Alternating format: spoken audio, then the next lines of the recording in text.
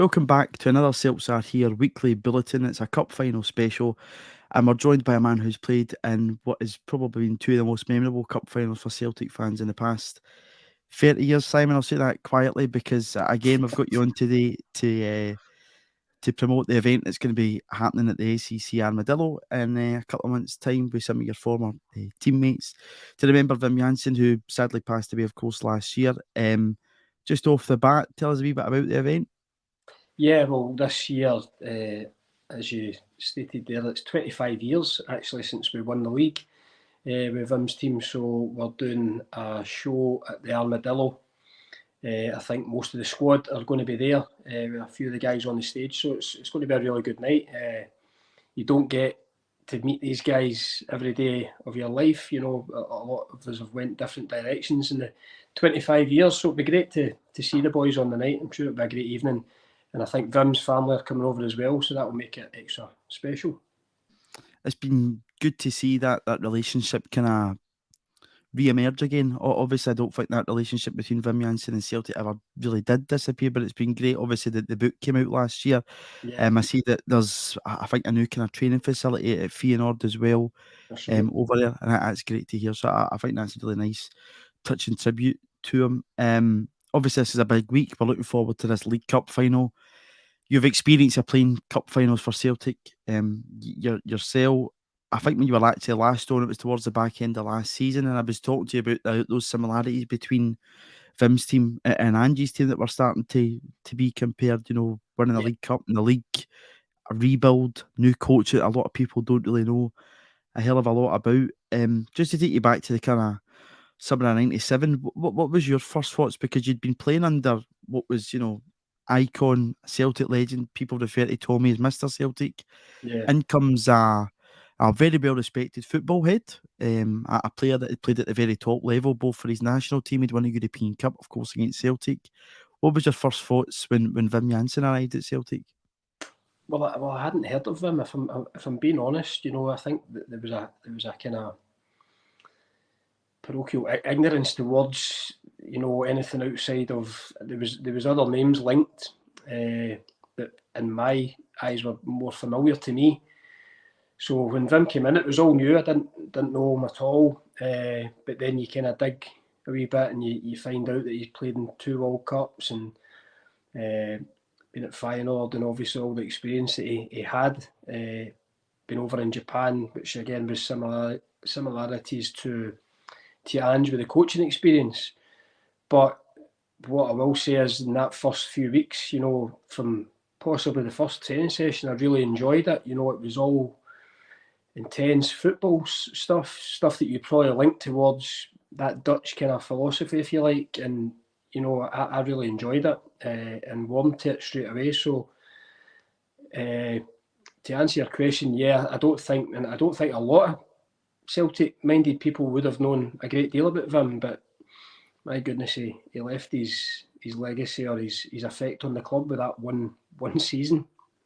Yeah, and it says it all that, 25 years later, that squad's still rightly remembered, and you've got an event to mark that. Quinny, you said just before we came on that Simon's team was one of the first kind of Celtic teams that you remember watching. I think you were referring to that Tommy Burns team. And again, I'm fortunate that I was not part of that 90s generation that grew up seeing Celtic win bugger all for 6 years and all that stuff. I've been spoiled and it's been cup finals repetitively. But what's your memories of that Tommy Burns team and Wim Jansen team, Quinny? I'm very fond. You know, I was quite young at the time. I was born in 88. So by that time I was like, 7 or 8 or whatever. So the pain of all that was kind of lost on me. So it was more just like seeing, that a lot of the players that Simon played with that, Simon included in this, a lot of me and my friends hold in high regard, like Simon Donnelly, Van Hooijdonk, Declan and Quinny, Andy Tom, all these guys. They were so much fun to watch, and it was always so exciting no matter, when you watch Celtic. Like my first Celtic game was at home in Motherwell when they were redeveloping the stand, and we won 1-0, and it was, I think you were probably playing that day. Van Hooijdonk scored. It was a bit of a rubbish game, but it was just straight away, that whole team just like, you watch football on the telly and you see all the other stuff, but it really did grab your attention, and it was always a really fun team to watch. And I was quite young at the time, and I've kind of relied on uncles and family and whatever to kind of educate me on football at the time. And when Wim Jansen came in, you know, what Simon says is absolutely spot on. Nobody Celtic minded really had this guy sized up at all. It wasn't until he'd been in the door for a little while, until then people start talking about, you know, obviously Simon's in the building, you'll hear it before kind of like me as a little guy at school or something, you know, but then you start to see all this stuff come out, and it kind of defied belief in a lot of way, because he just came out of nowhere, it felt like, and then a few players came in, and again, Simon will probably know better exactly than Cummins, and then it just all hit the ground running and everything gelled together, and it felt really special, you know? Yeah. I always say that year in its own could quite easily be a film. You know, him coming in, this unheard of guy, you know, in the Celtic circle. We get beaten the first 2 games of the season. The pressure, I mean, I look back at it now, I was 23, 24. I think I don't think I could handle the pressure now, looking back at it and what was at stake. But two defeats, and then we managed to get going, as you say. There was a lot of players came in, and I think we kind of roundabout, we get a couple of good wins against St Johnstone back to back, one in the league and one in the cup. I think midweek, and that kind of got us out that hole of the first 2 games, and then we kind of hit a bit of form in Europe and ran Liverpool, a really good Liverpool team, close, and I think that's when we started getting, you know, a wee bit of belief as a group that we could do something that season. But even the finish of it as well, it's a film. Somebody should make it as a film. If it's going to be a film, Simon, who would play Henrik in the film? Because I mean, who would be Henrik? Who would be Henrik? Are we going to go for a big Hollywood title like a Brad Pitt or a DiCaprio or something, and get the old dreadlocks on them? It must be. Have to be, yeah. It has to be the big car. What was the impact like? You know, a European Cup winner, firstly, and Paul Lambert coming into the dressing room, and then, you know, I don't want to call him an unknown Swede, but a Swede that people had maybe noticed before at the Euros or World Cup that Henry played in and made a bit of an impact. 94 World Cup, sorry, and then 96 Euros. But what was the impact like of those two guys coming into the dressing room at Celtic Park? Well, Lambo I'd played against when he'd been at Motherwell. But I think just what he went and did, you know, as you said, went and did unbelievably well at Dortmund, won the European Cup. For him to come in to our middle of the engine room, you know, I think that gave everybody a real boost, as it does with any good player coming to the club. I was actually on a podcast last week with Lambo, and these will be things that probably will develop as the show goes on, but he started talking about what his initial experience was and how he didn't feel he hit the ground running, which I do not remember. And I think he actually talked himself out that cup final, because he says, look, I'm not ready, somebody else can play, I'm just new to the club and stuff, which again I would not have known until he spoke about last week. But my memories were, you know, he was coming into a midfield there paired with Burley. I thought the two of them were sensational that season. I mean, I think Burley scored 15, 16 goals. Lambo popped up with some important ones as well. The one against Rangers, where he's burst the net. I think his calming influence, I think the two of them just worked really well in there together. Henrik, I knew from the 1994 World Cup, because Sweden had went to the third and fourth playoff. So I'd have been 1920 sitting watching the World Cup like everybody else. The dreadlocks are on your screen. I think he scored some goals. So I knew of him from there, but that was all I really knew, you know, before Wim brought him in. But Wim knew him from Feyenoord, and I think at that point he was playing maybe on the right or a wee bit out of where he would prefer to play. I think the Feyenoord part of his career was kind of probably coming to an end. Wim knew this. Wim knew what a player he had there if he could get him here. And I think it was a marriage made in heaven with Celtic. I think the platform, the way the fans idolised him, the platform that he could go and play his football, I think reinvigorated Henrik, and Wim knew how to get the best out of him. And, well, we've seen the rest is history with the 7 years he was at the club. Absolutely. I mean, you kind of look at that transformation transformation of teams kind of post Fergus McCann era. Lambert and Larsson kind of follow in after, Paul McStay leaves the club. Big figures that you're talking about, Quinny, Van Hooijdonks and stuff. Yeah. And it was important that Celtic kind of kept that continuation. Even Peter Grant left at the start of that year as well, who was a real senior player in our, if there was somebody there that was going to tell everybody what stopping the 10 was all about, it would have been Granty. So that was another influential person that we lost from the dressing room at that time. Yeah, and I think it was important at that point in time to bring in characters like that. Probably again similar something to what Celtic did, bringing in guys like Joe Hart and whatnot. That when you do lose leaders like Bruni and stuff from the dressing room, you need to replace them with people. Simon, being a part of two winning Celtic Cup teams, 95, 97. I know you were on the bench in 97. What is that preparation like during the week? I know Ange Postecoglou was asked about this in his press conference the other day, and that I think he basically said you can try and play it down all you like, but it's just not a normal week. Players will be getting inundated with tickets. They'll be getting phone calls. Their family will be asking them, can I get to the game and whatnot. What is that week like before a cup final and a Celtic shirt? It's crazy.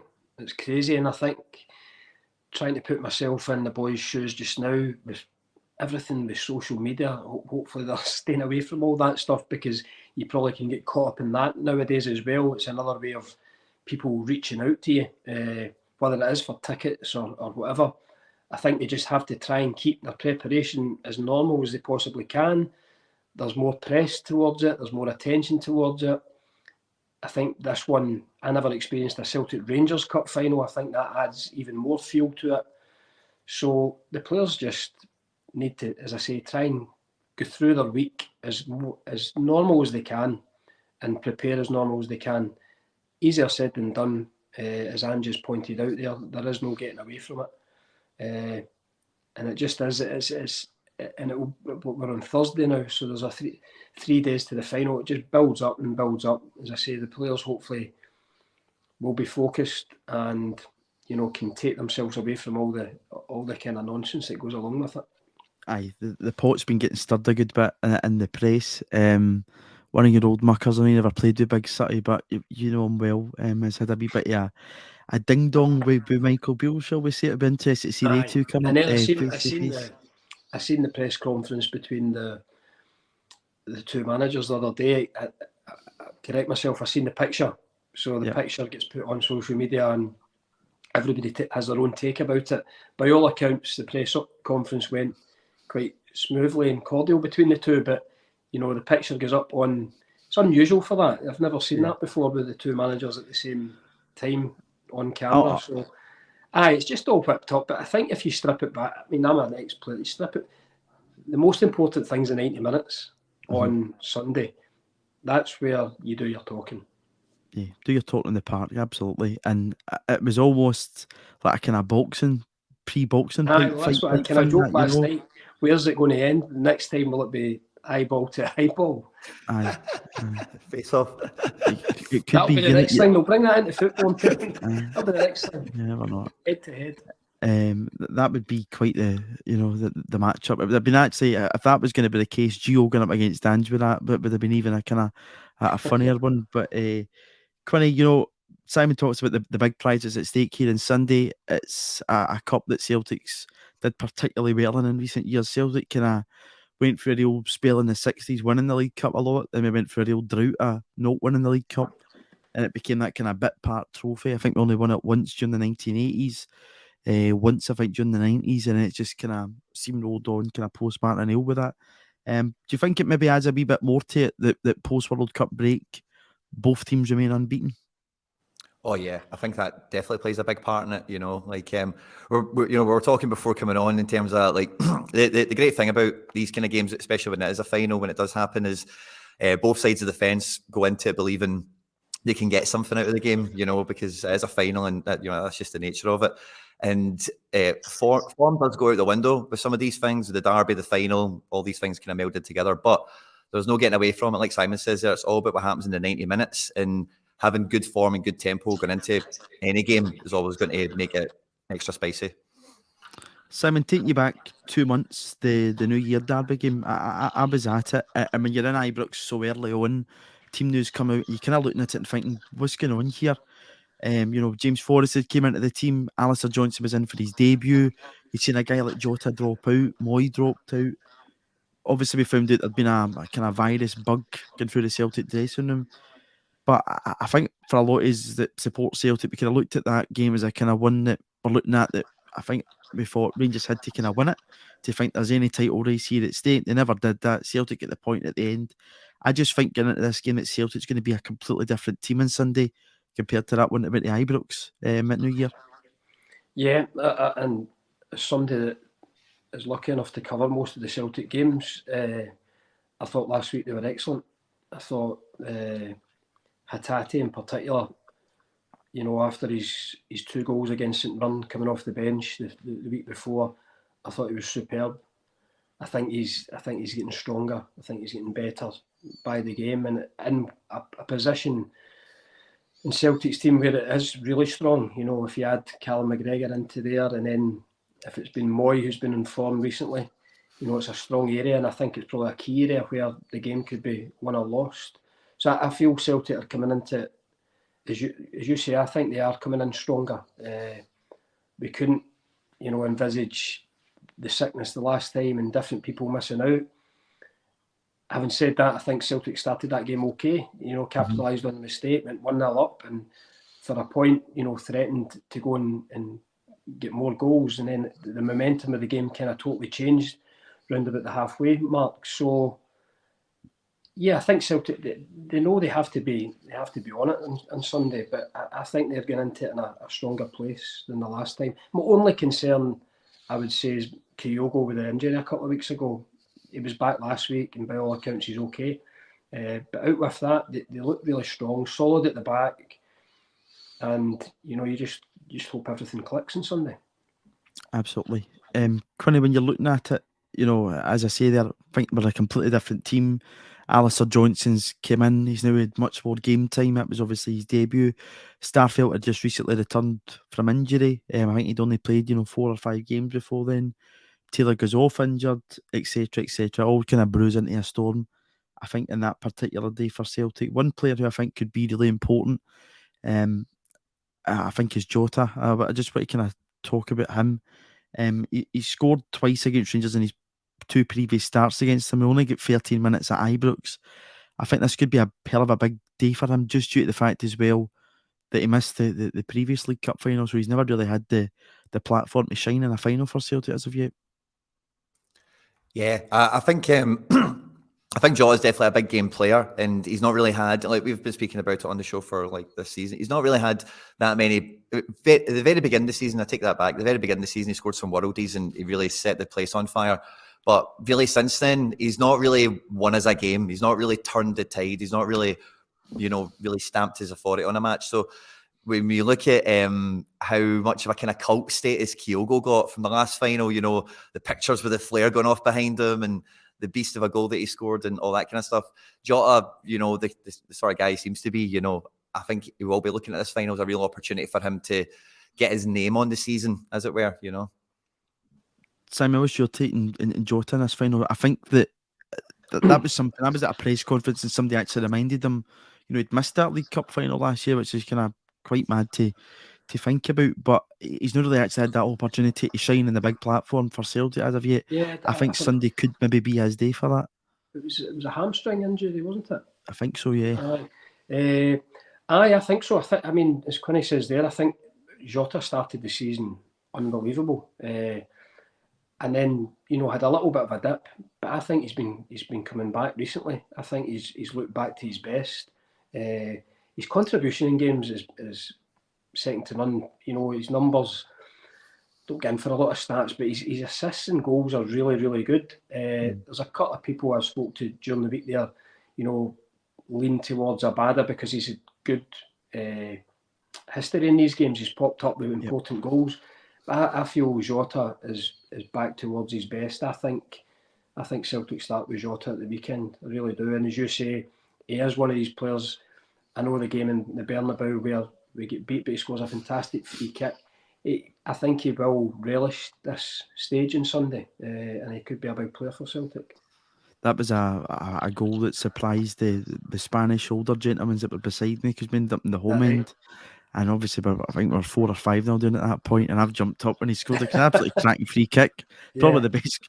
It's probably the best goal I've seen a Celtic player score away for Europe, and I've seen in Cham and Lazio and all that stuff. But just to kind of, to see if Celtic score a goal in the Bernabeu something, and what a free kick that was. But he's got that in his locker. Just in terms of him particularly, and other wingers at the club, a lot of the time I've seen Jota playing that right hand side, because I think Dysen's a wee bit more suited to the left-hand side. You see both of them switch. I've had the chance to kind of ask them all if that's something they're quite happy about. Is that something, from a coaching perspective, and obviously you Jackie's assistant and stuff up at Dundee United and Thistle, is that something you would prefer always in a player, a winger, that you've got that versatility that you can switch either side?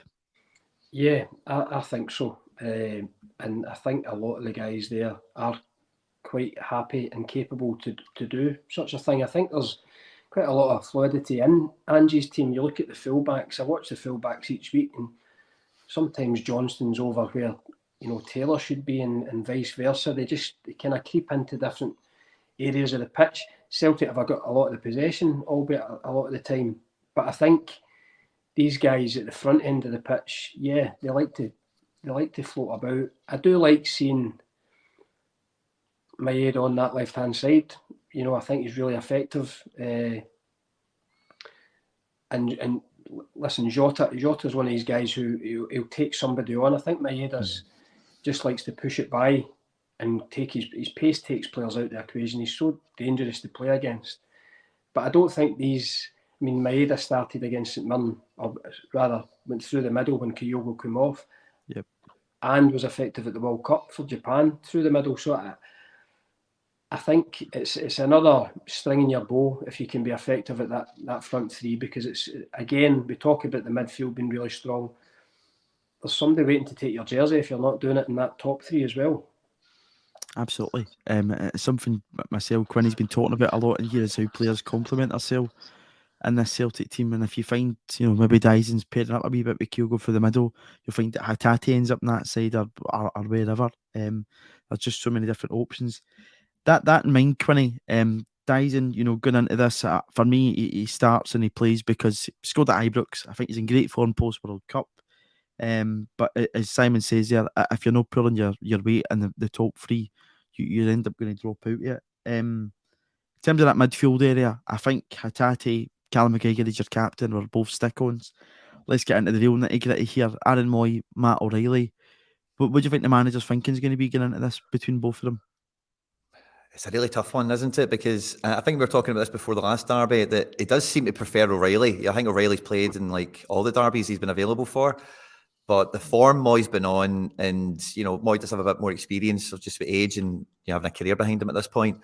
So it is a real conundrum. I thought Moy, if memory serves me right, I think that Moy started the semi-final. I'm pretty sure. That was Moy started the semi-final, and I think I wouldn't be surprised to see him come in, but I really can't call this one because I don't know. The manager does we spoke about this before. He doesn't have his best 11 or his strongest 11, but he definitely has his favourites where he does think, like, we've seen it with Reo last year. Even when Reo wasn't playing well, he wouldn't drop him. You just kept playing him kind of vibe. So maybe O'Reilly's getting a bit of that for the final. He just trusts him against Rangers in this scenario, and he'll play him regardless of form because that's the pick for the game. But I say it's really hard to look past Moy, I think, on the way he's been playing the last 2 months. Simon, what's your thoughts on this? I know O'Reilly's, I think he's a assist king at Celtic, and he's still top assist 10, as Quinny says. I think he's played in every derby game he's been available for. Is it a case of the manager assessing where Aaron Moy's at, if he did feel a wee bit sore last week, or do you think he maybe already had his mind made up and what player he would pick for this? As Quinny says, I think that it's a tough decision. I think if you'd asked me this, if we'd been on this 2 weeks ago, before whatever injury it was, or niggle Moy had picked up, I would have said Aaron Moy on the form he was on. Since then, O'Reilly's come in, scored, he's got off the mark. You know, I think he'd been frustrated not to get his first goal. Scored a great goal against St Mirren and played last week. It's a 50-50 for me, that one. I think as well, Ange does lean towards O'Reilly in the big games. He hasn't let him down. But Moyes' form since the World Cup has been brilliant. So it's a tough one. It's one that I'm really interested. I wouldn't lose sleep over either decision, if you know what I mean. I'm quite relaxed with both coming in. Just get a little suspicion it might be Moy. Simon's big call on the final with that one, Quinny. It's interesting because I think a lot of us look at that 3-0 derby game at the start of February and look at how the Celtic midfield just completely ran over the top of Rangers. I think a fear, maybe not a fear, but a concern going into this is if Rangers start to become a bit scrappy in there, it sucks us in, and we don't like scrappy, this Celtic team. We like to play that slick passing football that's movement off the ball, it just kills teams. But it's possible that, you know, one of their hard men and John Lundstrom might not be playing. You could have Kamara, Raskin in there. Does the manager go for, you know, that power that I'm talking about, that you just run over the top of him, or does he go for somebody like Moy that's maybe just got a wee bit more slickness in there, that'll just kind of, you know, grab the game by the scruff of its neck if it needs to be? Well, that's what I was going to say, is that if you actually, I just started casting my mind to what team Rangers might actually end up playing, and I think you probably would rather O'Reilly, because he's bigger, he's more physical, he does kind of go on that forward press with us a bit more and give them problems when they're going to try and build out. And what the boy Raskin does, that no other Rangers midfielder kind of does as good as, is he does that cycling. You know, he'll get the ball out of the back and he's going to try and play balls into the channel. He's going to try and play balls into the front three that they'll have in midfield ahead of him. So I would probably fancy O'Reilly to go and deal with that and give him pressure and a problem, probably over Moy. So just kind of thinking about who they're likely to be facing. I don't know if it will be Kamara or Lundstrom or whatever, but I think that Raskin is different enough to many of the midfielders that he's probably going to come into the team, and he's probably a player type that their managers wanted and finally got. So, and again, he's not. This will be his cup final. He's only played like 2 games for them or whatever. Yeah. So there's definitely. I think there's probably a really good opportunity for O'Reilly to take advantage of that. Yeah, stamp his for it in the game. Simon, what about that kind of match up there? I found Raskin's comments quite funny earlier on in the week, basically saying that he thinks that Ronnie Dyler would have been cheering him on in this final, and he would hope that Rangers win it. I don't think there's absolutely any chance that Ronnie Dyler's going to be doing that. He's not been here long enough, has he? No, really yet no, to understand it. I think it's quite interesting, Quinny's point there, because as I say, covering a lot of the games early on in the season, O'Reilly was the guy that went and really pressed. The front three do work their socks off, but O'Reilly at times was even further forward, closing people down. I remember in the Champions League games as well. So that energy to go and do that might be what swings it for him. The good thing from my point of view with both of them is, and I said this last night on the radio, I think you look at Celtic's bench, you look at the squad, and that might be the thing that wins it on Sunday, because you have guys there that can go and bust the gut for the first part of the game. But the luxury of bringing on a Moy, if it is that, and the guy, the power further forward in the pitch, I think that could be the difference. That could be the difference on Sunday. It might be as tight as that, but what I would say is Celtic, you look at Celtic's games, they can go in and influence a game very positively, 60, 65 minutes in with 2 or 3 subs. And again, that 5 sub rule, we've spoke about it on here before, Simon, that it really does benefit us. You've not just got 11 guys in your party, you've got 16 players there to choose from. Quinny, when you are looking at that, I think that's a really good point that Simon makes here.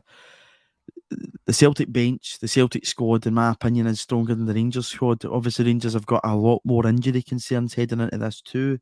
Whether, if you go with Dyson and Jota, it means that you're leaving out Haksabanovic, you're leaving out Abada, O's in the bench. You then get that flip between O'Reilly and Moy. You then get Turnbull probably in that conversation, etc., etc. And I think that'll be the difference here compared to the Scottish Cup semi-final, when the bench for Celtic, what we brought on, just wasn't anywhere near the level that we've actually got now. I completely agree, and I think we spoke about that kind of in the aftermath of the last couple of the last game. Is like, it was definitely not a reflection on the quality of the Celtic team, you know. So any confidence that the Rangers team takes from the last game, you know, I think we're probably all of the opinion, to a greater or lesser extent, that it's a bit of false confidence, you know, because like we spoke about, Juranovic was horrible in that game. Taylor came off injured, and again, there's no point going around what was missing in that game or whatever. But the ascendancy, like, I'm just looking at it now, like, since the Aberdeen game in the middle of December, we've scored 2 or more goals in every match. You know, like, we don't, like, and it's more often 3 or 4 goals we're scoring most of the time. And, you know, that's a big part down to the bench. You know, like, Aberdeen was a good game for me, because, like, it was one of the first games where in a while we'd got a lot of first half, like, action. You know, a few first halves recently kind of went away into nothing.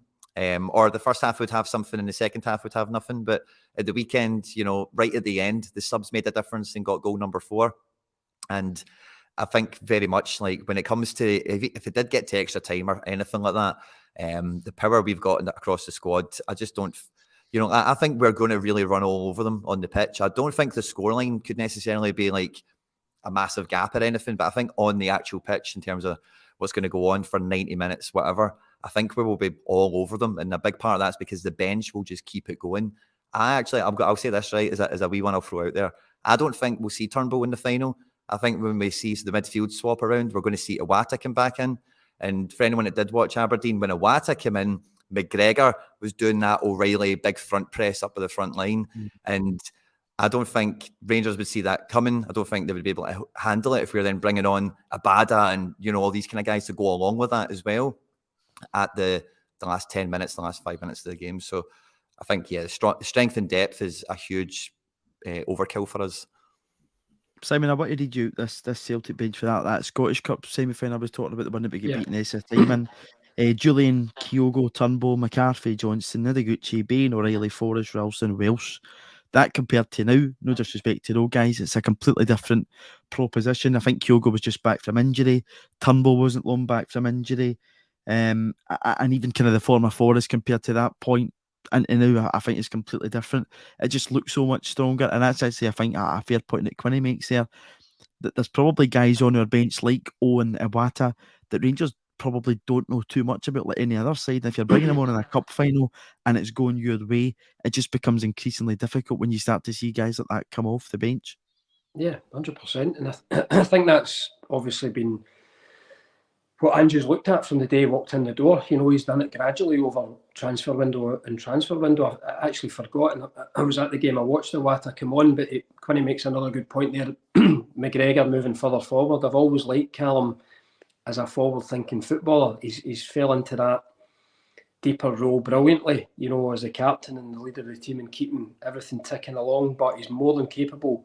We've seen in big games, I think he scored against Rangers at Hampden in either a final or a semi-final. He's more than capable going forward. Scored last week. So it's another thing that you can tweak should we need it. And that's why I go back to the squad game. And the other thing as well, what you're saying there about the game last week, Haksabanovic comes on and he's working like a man possessed. He actually wins the ball back for the goal. A great finish. But from a manager's point of view, I know that's what Ange's trying to instill, but it could be quite easy for guys to come on there. The game's already won. I'll just go on. But they all want to come on and make a positive impact. And I really think things like that, creating that environment, there'll be things that can win the cup for you on Sunday. You know, somebody coming off the bench. And they have got different ways to do it now. So it's not a like for like. They could put an Iwata on there who is more of a deep line midfielder and push Callum further forward. So I think they've got a lot more strings to their bow than Rangers. And I think that's what will shine through in the end.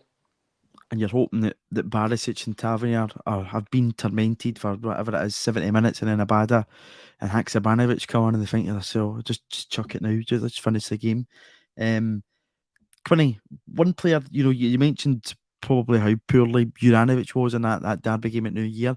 One player who I think is really, really important to Celtic in this game particularly is Greg Taylor. He's a player who, you know, we've championed for a long time in this podcast. We were both big fans. I'm sure Simon too, as a fan of Greg Taylor. I think he's really important to Celtic, and I keep going back to it. I thought the New Year game, things changed when Greg Taylor left the park. Big time. I think McGregor for me, Taylor for me, coming into this game is probably, for me, again, I was having a chat with a Rangers friend of mine the other day or so, and I was saying to him, for me, I think Taylor's probably going to have, he's potentially going to have the best game. You know, I think Taylor on that big pitch, the inverted fullback, the form of Reo, Jota looking to make a name in the game, and a lot of the other stuff we've bumped into today. But I think Taylor is like what pins all that together, you know, in such a big way. And I think Hampden will be a great, I think the game will be good to get Taylor back up from obviously missing the game at the New Year turn there.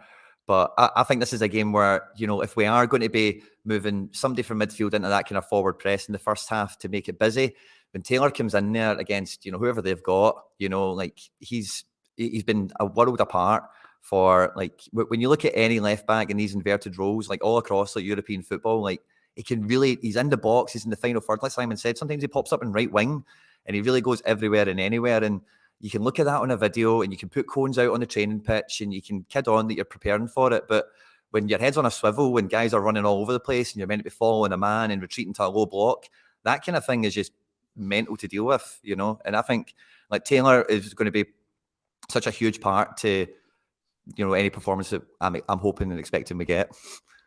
Simon, one thing that I think a lot is noticed with Michael Beale when he was a coach at Rangers under Gerrard was bringing those two kind of wingers in his 10s, which created that kind of dynamic in midfield. It created that overload in there, which they got a lot of joy from in games. You saw Kent did it particularly well and others. But I think, you know, what Quinny's talking about there with that inverted fullback role, we've got our own overload to create.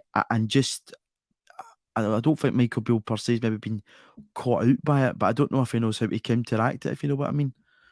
Yeah, I think looking back at the last game, I think Sakalan there caused a little bit of problems with his pace. I wouldn't be surprised if he starts at the weekend, but I definitely agree there as well. I think the momentum in that game at Ibrox, I think just from the having to chop and change with Taylor coming off, Juranovic after the World Cup didn't seem to get a kick on like the likes of a Maeda or a Moy. You know, he looked maybe a wee bit more lethargic. It wasn't his best game. It did upset the rhythm. But Ange, the way he plays with his fullbacks, I think, you know, if which I anticipate Celtic have a decent amount of the possession, these guys are really important in the way that they play. And I think Taylor's also had a fantastic season again. You know, I don't know if it was the bringing the other lad Bernabei in. You know, there was a wee risk there of my jersey getting taken and just kicks on again. But his form has been great this season. So yeah, I'd agree he'll be another big player at the weekend. But I think to a man they have to. I said this last night as well. If Celtic play to their best, they win. That's the be all and end all of it. It's one of the ones where if they perform, Celtic win. Just that's the main concern, just to make sure that they don't, for whatever reason you discussed it there, Declan, about getting a wee bit kind of turgid and, you know, into almost a kind of battle kind of thing in the middle of the park. Hopefully that doesn't, you know, pan out. Hopefully it is a footballing game, and I don't see anything other than Celtic winning it. Yeah, I think an early goal helps that. I thought we'd have really kicked on in the Derby game after Dyson scored. It was a weird one because I thought in that game, Celtic were just going to steamroll the Rangers, and you give Rangers credit, they came back and all of a sudden the game was turned on its head, and then Celtic reacted well in the end. I think with Moy coming on, you know, he had a positive effect and certainly was involved heavily in the equaliser. It was that. Jota was another one I thought that kind of played a big part towards that end of the game. But again, you know, you're talking about that kind of those two teams, Simon. Celtic ourselves going to the very end, making sure we get that goal. Rangers showing a wee bit of fight, which I think again is going to be an interesting match on Sunday. Quinny, you're talking about Greg Taylor having a really good game. What one wee hunch I've got is the two previous League Cup finals Celtic have won against Rangers. Defenders have scored. You know, the first goal, if you will, the winning goal. Big Dan Day scored the first goal in extra time in the 2009-10 League Cup final, and obviously Big Julian. I'm fancying possibly Big Starfield to maybe to not just sell a winner, just for the way it's went with that. Do you think possibly a defender could be the hero for Celtic today? I love that statistic. And see, as soon as you said it, the first thing I did think actually was Alistair Johnson, which might sound a bit weird to say that, but it was just the first name that came into my head. 35-yard rocket. Because how many random fullbacks have got their first goal against Rangers, as well, like over the years as well. Badr El Khadouri scored in my first game at Ibrox for 30 odd yards, if you remember it right. And it was Alan McGregor in goals and it went through his legs.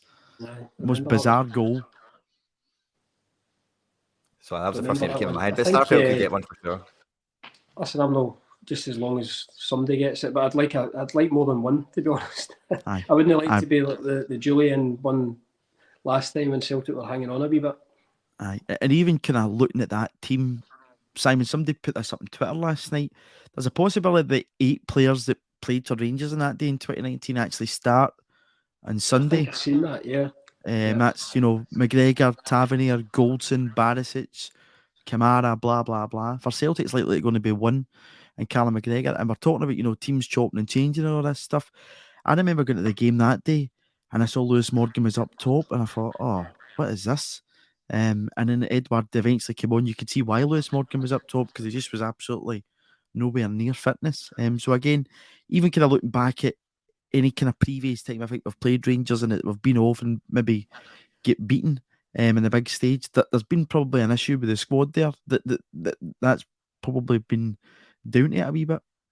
Yeah, and as we go back to earlier on, I think just it's a stronger Celtic just now, stronger position, great form in the league, as you say, scoring plenty of goals, and I did say there the difference could be the bench, but I hope the difference is the guy in the bottom left of your screen, because I think he's been unbelievable recently, and I think he's only going to go into better things with Celtic. His manipulation of the ball, tight areas, he's adding goals, he's got assists for Kyogo.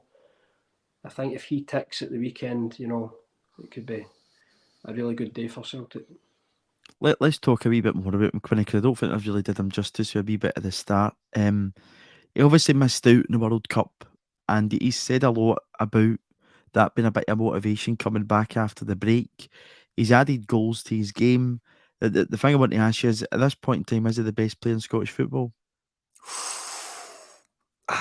Form over the last 3 or 4 games, I don't think he can argue against that. I think, Simon, we often refer to Hatate on the show as, or maybe it's just me, Japanese Modric. So it's good to see a wee bit of that kind of coming out with the play he's had over the last couple of weeks. I'm a huge fan of him. I think the sky's the limit for this guy. And the disappointment of Japan, seeing some of his compatriots, in England and across Europe doing really well as well and getting big plaudits, I think is a big motivator for him as well. And again, kind of similar to what I was saying about Jota, he'll definitely be looking at this as a game where he can make icon status, where he can really do something amazing to really stamp his name and say, wow, Reo Hatate really did something amazing today, ran the game for Celtic, he won the cup, that kind of stuff. And the form he's in, I would 100% back him to do anything he wants at the weekend. If he wants the ball, give him it. And if he's going to play the pass, even if it doesn't make it to somebody, I'm not going to give him any hassle for it.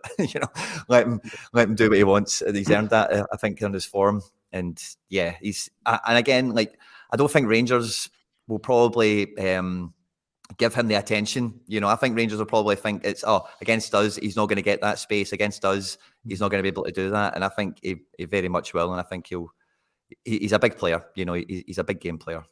And Simon, we know he likes a goal against Rangers. If you remember his reaction after he smacked that one in, and then I think Ange took him off. I think it's James Forrest that's sitting beside him, and he's kind of nudging him and pointing to the screen and saying, "You're man of the match." I was at that game, yeah. And he's one that I really enjoy watching. He's just a clever footballer, and he plays with no fear. Sometimes he will get a pass wrong, but you can see what he's trying to take that away from his game, and play the safe pass would take something away from him. But I think more and more as he develops with Celtic, those kind of stray passes are disappearing, and it's more telling passes, more telling contributions. The ones at the weekend, Aberdeen give him a yard in the box. A yard's too much space for Hatate. He can shift it, or a half yard, he can shift it and put it in, and it's placing the balls in. The finish against St Mirren, he's not shy to have a shot, and he's got the vision as well with Kyogo movement. You know, he's had a couple of really good assists. I forget who the opposition was, the one that he played, and Kyogo lobbed the keeper recently. So he's developing, and he's positioning when out of possession as well. You know, he's really developing into a real all-round midfielder. And I think he's only going to get better. So, you know, you hope that he hits the form that he's been playing at come Sunday. And he's added those goals to his game, which are really, really important, Quinny. You know, as Simon says there, he's got everything in his locker at this point in time. I expect him to have a really big game. But that goal that was the kind of amazing run and then the placement of it is just an absolute joy to watch in the Reo Hatate. It doesn't even touch the ball that often for that. He's just, like Simon says, he's just shifting, he's just changing his body position, and he's just waiting for an angle to pop out, and he's just like, there it is, slide it in, goal. That second goal, he nutmegs the Aberdeen player, then possession's lost a little bit, and we regain possession. If you watch it back, he's on the move, because he's sensing something is happening. You know, he's not resting on his laurels. Not many players do. You know, that reaction after losing the ball, he's all of a sudden he's on his way again, and he gets a wee break at the edge of the box, and that's him. He's finishing it with such composure. So he's grown to be my favourite player to watch at the moment. And he always plays with a smile on his face. He just always looks, you know, a joy to be in the part, Simon. And something I found quite funny was that the game he gets rested against St Mirren in the Cup, he then comes off the bench and he bangs 2 goals in, as if to say, I know he'd said in his diary towards the end of last season he was feeling a bit tired and whatever else, but that was as if, you know, Gaffer, don't drop me, because if you're going to drop me, I'm going to come on, I'm going to score 2 goals for you. Aye, he did last year. He did look as if he was running on empty, but I think with the combination of the Japanese league and coming to Celtic and everything that goes with coming to a new country, I would imagine for the guy, he was running on empty last year. Whereas this year, he's had the pre-season, and now I think we're beginning to see the real Hatate. You know, he's getting stronger and stronger, and I don't think there was any doubt in his football before. Maybe the misplaced passes that I'm talking about there before were a bit of fatigue, but I think we've got a stronger player on our hands now that's lasting longer in the games and being more effective. Quinny, just to talk about some external influences possibly in the game, it looks as if the pitch is back to what it hopefully should be. But, you know, kind of looking at it the last time we went up against Kelly, it wasn't a good state at all. And it's, you know, I'm glad it's not going to be overshadowed, we hope, by saying, you know, after the game, either team, whoever wins the cup, that the surface was really bad. Yeah, I think that I just want to say before we move past it, Simon's probably called the newspaper headline if Reo does if he does run the show the real Hatate, you know.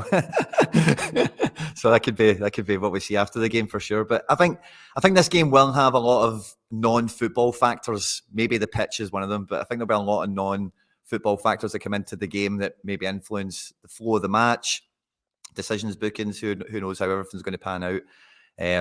In that sense. But yeah, ideally we don't want the pitch being one of those, because if we're going to have to overcome some, let's say, maybe unbiased decisions on occasion, or ones that are up for debate at the very least, then the only way you can combat that is by being better at football. When the ball's in play, you know, the referee can't stop you scoring, kind of thing, you know. So as long as the pitch isn't another like a Derby racetrack or something, it's not going to be, I don't think it'll be too much of a problem, hopefully. Because some of the pitches in Scotland, like I know Hampden was rubbish last time, right? But it's not alien that there's a rubbish pitch in Scotland, like in the winter, you know. It's and we've had our problems ourselves with that. I was at a fans forum the other night, and it was explained, Michael Nicholson explained quite well that the hybrid pitch at Celtic Park is 95% grass still, and that wee cold snap just before December time, the grass just never grew. So, but when that happens, you know, you're up against it a bit, and they said that they're kind of looking at, you know, double stitching and all that stuff to make sure that it's not something that happens again. It's not normal to get -6, -8 temperatures before December time. So I think they were hoping kind of during the World Cup as if the grass would get back to the standard for the second part of the season. That never happened. So we've had a wee bit of an issue with that ourselves. Hopefully, again, for Celtic Park and Tamden's sake, we're over that issue. And Simon, just kind of, external factors, the refereeing performance on Sunday, we hope it doesn't dominate the headlines like it did in the last game. I hope that's something that Nick Walsh particularly thinks about. If you look at the fallout from the last derby game, I know that Peter Grant had warned for weeks, months, he'd said about VAR, and that it's going to be in a derby game, there's going to be a bad decision, and everybody's going to go absolutely mental about it. That's what eventually happened. I just hope that lesson's been learned, and Nick Walsh thinks before makes any major decision. Again, John Beaton too, when he's in the VAR room. Yeah, absolutely. I hope so. He's meant to be our best referee for this, so it's one that they have to get right. I watched that game. I was actually in St Andrews watching that last game, and if it's the handball that you're talking about, on past ones that Celtic fell victim of, I thought that has to go to VAR, and it didn't. So I hope it doesn't boil down to something like that the weekend. I really don't. I hope you guys are talking about the surface and the football. I hope we go out and the football does the talking, and we're no, looking back on something. I mean, VAR at the best of times frustrates the life out of me, in terms of the timing of it. It seems to be I don't know if it's with Kyogo's style of playing on the shoulder, but there's been goals recently. I think Kyogo's struggled to celebrate any of his goals at Celtic Park recently because every one of them gets pulled back for 3 or 4 minutes. So I hope there isn't any of that at the weekend, but you just know that something will crop up. As you say, you hope there's no, but you likely know that it will be. And I know your Celtic TV compatriot Tom Boyd had said a couple of weeks ago, I'm going to hold a celebration until they check it. So that's the thing as well, though. I've seen that, but you watch football differently now. The goal is in, and it's almost as if you're holding back in the celebration because it's going to get called back and scrutinised for the next 3-4 minutes. It's making us all watch football in a different way. And you won't, I think, for Scottish football's sake, even though we all want Celtic to win the Cup on Sunday, that it's a showpiece spectacle that anybody tuning in, it's a really good product. People are looking at the pitch, they're looking at the refereeing performance, looking at 2 decent football sides, and hopefully it's our team that come out in top of that. Just while we're on that, I mentioned Celtic TV commentary there. While we're recording today, the sad news just came out that John Motson had passed away. Simon, I imagine, growing up, even me growing up too, he's been a big part of your football life, John Motson. Unbelievably. Really sad. I get in the car earlier on to take my son somewhere and I heard the news and I was gutted. I put it on my Instagram there. It was the soundtrack of my childhood, watching football, watching all the big games. And I was lucky enough that my name came out of his mouth in 1997 against Liverpool when we scored the penalty. He was doing the commentary on it. I got a buzz out it because I'd been a kid listening to his commentary over the years. He is just synonymous with football and football commentary from match of the day, watching, football from a young age. So it's terribly sad news today to hear that. And, it's some catalogue of games he's covered. I'm just looking here, 2,500 televised games, 10 World Cups, 10 European Championships, 29 FA Cup finals. For BBC. It's incredible. It really is. He's had such a he's put such a stamp on the game over the years, and as I say, I look back with real fondness because as a kid growing up, it was him that was more often than not commentating in the games, and yeah, he'll be well remembered. But I think 200 games he covered for England as well, 200 caps if you like for England. So yeah, it's a sad bit of news today that we found out he'd passed on. And somebody actually put those commentary notes up on Twitter. I don't know if you've seen them yet, but they're absolutely immaculate. Your name is on the page with Larson, Reaper, McNamara, etc. So I think I've seen them somewhere along. Honestly, I was in the car this morning with my son, and he was saying, "What one's John Motson?" And I'm not going to do it on here, but I did the impression of him because he said Simon Donnelly. It wasn't Donnelly. It was Simon Donnelly. He said, "Oh, that guy." So you remembered him from watching the wee clips. But yeah, just an iconic figure in football. Quinny, again, much like us, even me, growing up younger, he's been, match of the day particularly. I used to watch Football Focus all the time as well, and there'd like to be some kind of wee thing with John Motson, a real giant, I think, of the game in the UK.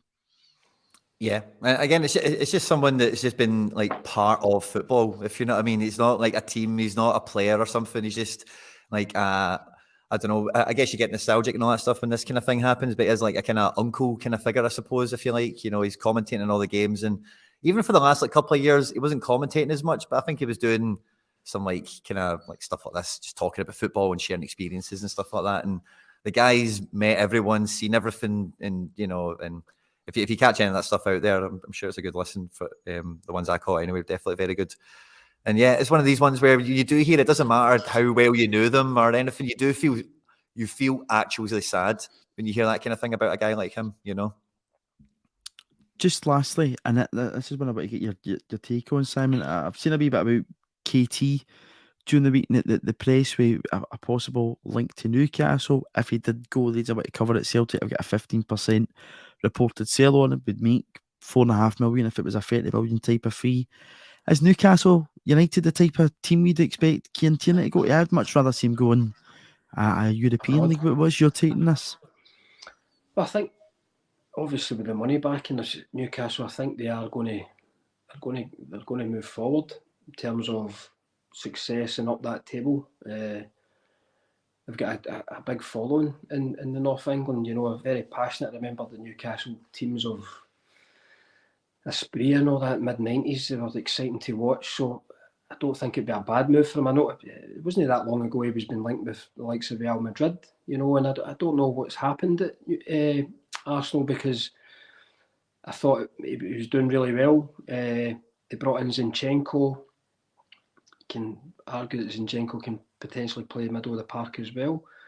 So it's kind of stalled a wee bit for him after being, so good at the start, albeit a couple of injuries. But when he was in, he was doing well. So for his sake, I hope, he gets himself fit and if gets himself playing. Because again, he's from a selfish point of view, he's a big player for Scotland. So you need to be playing. But I know what you're saying. I know what you're saying about the moving abroad.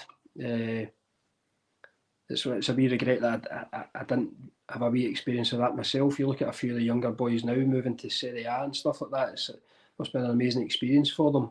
But it'll be interesting to see what his next move is. But for him, I'd like to see him obviously back playing regular and being fit and well.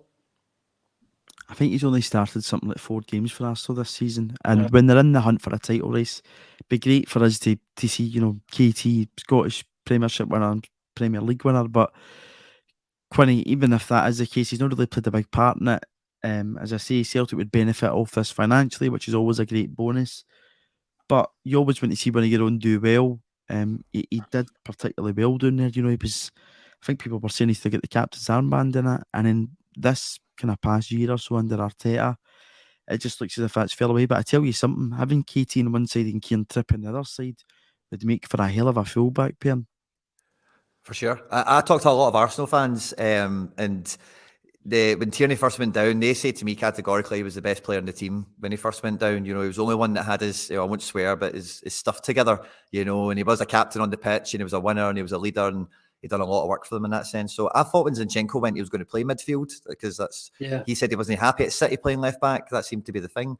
So I found that surprising. I would love to see him go to Italy or Spain. I think he would suit the style of play out there very well, and I think you'd get a really good performance out of him. But I think by all accounts he's homesick, and that's why the Newcastle thing is a thing, is because he can get up the road a bit more, but still stay on in the Premier League or stay at the big leagues, as it were. So as much as I'd love to see him show up in Roma or Milan or something like that, I think it probably will be Newcastle.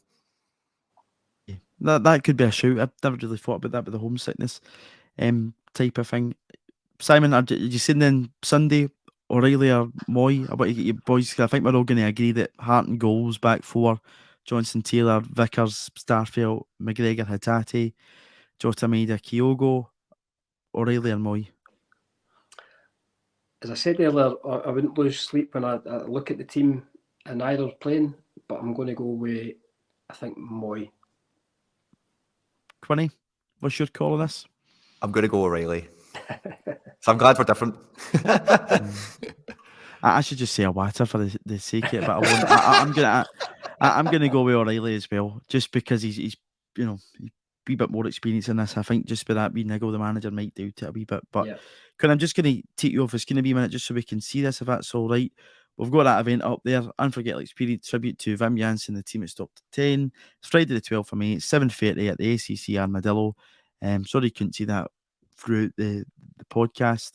Simon, you're going to be joined by your ex-teammates in that night. There's still plenty of tickets available for anybody wanting to get them. And just thanks for coming on and joining us in this cup final preview. Hopefully, with all smiles next week, and it's another cup in the bag for Celtic. Yeah, looking forward to it, guys. I'll be at the game covering it with Celtic TV, and hopefully a win for the boys. Good stuff. Cheers, Simon. Cheers, guys. Thank